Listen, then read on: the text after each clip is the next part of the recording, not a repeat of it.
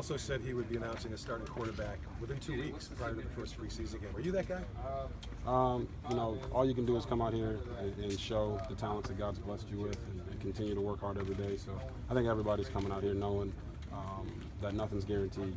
You got to go out and you got to put in the work and show that you can be one of the 53 guys that can make this team. Do you appreciate the fact he's going to make a quick decision on this? Other coaches in the past here have kind of dragged that process on.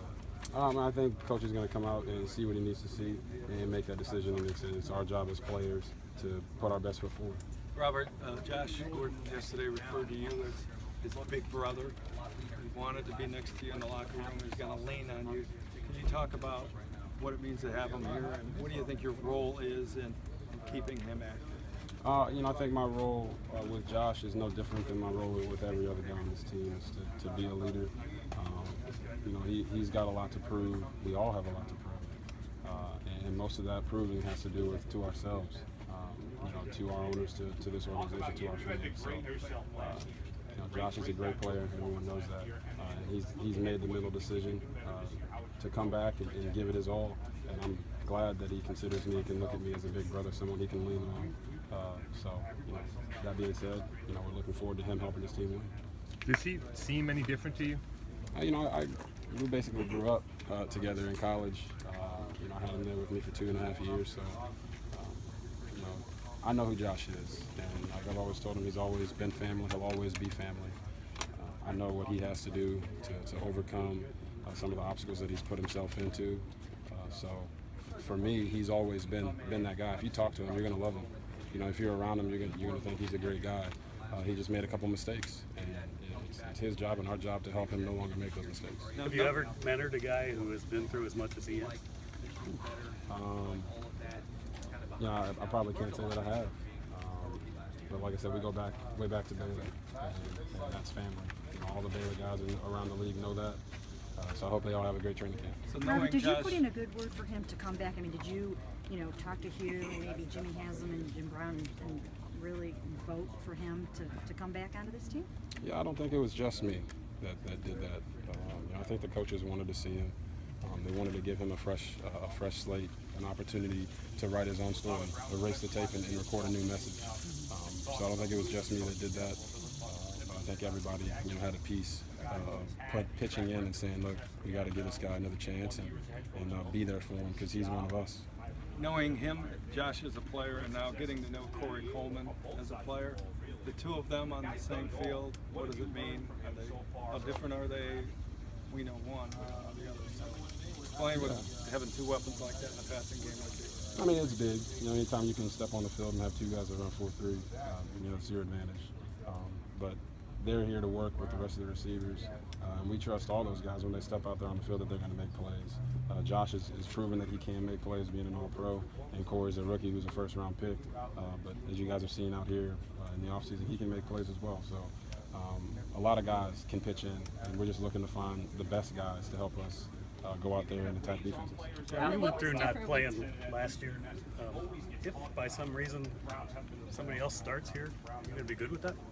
I mean, my focus is on doing what I can to be the best player for this team, to help them lead them to victory. So that's all I can really focus on. Robert, what did you do with Tom House? What was the last month like? What's new in your game? Yeah, it was awesome.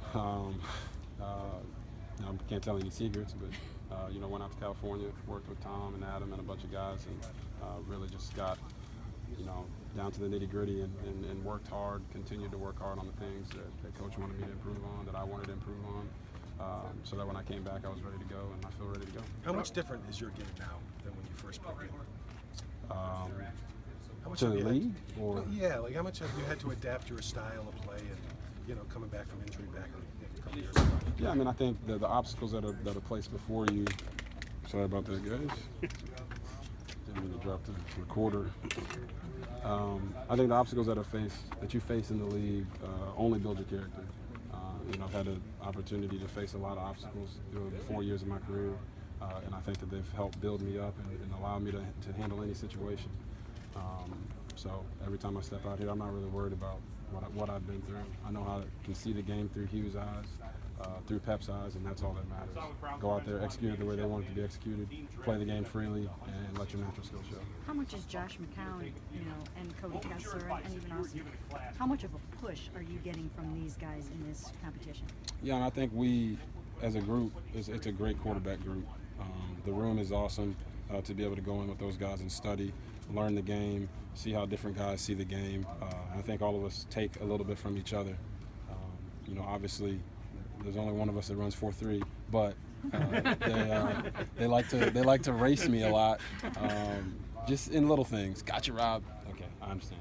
But it's just a fun environment to be around. So I appreciate those guys. Josh, Cody, and Austin. They made the entire process fun. And all of us know that when we step on the field, we're competing. But there's no reason for us to be competing with our notes closed or with a cold shoulder. All of us are out there together, trying to get better and win. Hey Robert, in terms of being a better player and leader, is there one lesson that you take from Washington that you can carry over to here? Like I said, all those obstacles helped me become a better player, strengthen my character to be able to withstand anything and stay poised in any situation. It's hard to pick one thing, but I prefer now to focus on what I have to do here with the Browns and not even worry about that anymore. And I thank God that I had this opportunity. How about coming out from the OTAs till now? An area or two when you went to work with Tom House, you said, okay, this is where I want to get better to fit Hugh's system. Was there a spot or two? It's all about consistency in this game and having consistent fundamentals, consistent drops, and all those things. And I really, harped on that and focused on that to make sure that every time I take a 3-step drop, it looks the same. Every time I take a 5, it looks the same.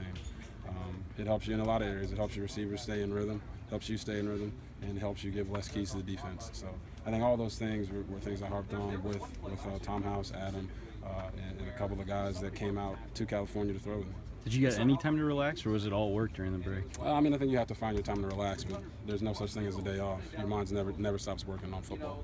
Aside from health, what has to return to your game for you to return to the level that you came into the league playing? I just think you got to have fun. This is a kid's game that we get to play for Kings Ransom. At the end of the day, you know what you're doing. You've done your studying. You continue to do your studying. You worked hard.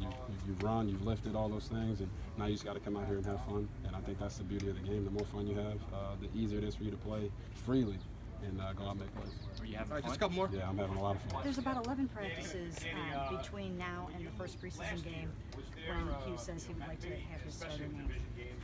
Do you really feel like you have to go out in these 11 practices and just let it all hang out, or be super aggressive, or kind of what's your mindset with this chance you have? Well, the mindset is to never press. You don't have to press.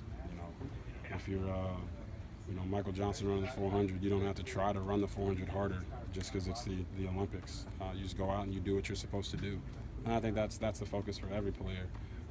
There's no need to press. Everyone's going to be excited. It's the first day of training camp. We get out there, and then first day of pads is going to come around, and everyone's going to want to hit a little bit. Everyone's going to have a little more juice, but that doesn't mean you can jump off sides and do the wrong things. So I think coming out here, no need to press. Go have fun. Know that you know what you're doing, and let it all hang out there. You got nothing to lose. Do you like the idea of knowing an answer one way or another, who's going to be the starter sooner than later? The first game's August 12th, so it's going to be coming up here really soon. Yeah, I think at the end of the day, you come out here every day having to work to be the guy, to be the best. So even when they name the starter, you still have to come out here and work and prove it every single day. So nothing's ever going to be given to you. So you get it. It feels good to know that you've done the work to make coach believe in you, make the team believe in you. But at the end of the day, you still got to come out here every day and show it. Were you surprised that he was only going to give it until the first preseason game? Did you think maybe he'd let it go until the dress rehearsal game or anything? No, I don't worry about things that I can't control. Coach, if he asks me to stand up in front of the team and present something, I'm going to present something. If he says he doesn't tell me anything, I'm going to sit there, listen, and take notes. So at the end of the day, you don't worry about what you can't control. Coach has decisions that he has to make, and your job is to make that decision easy for him. All right, thanks, everybody. Appreciate you guys.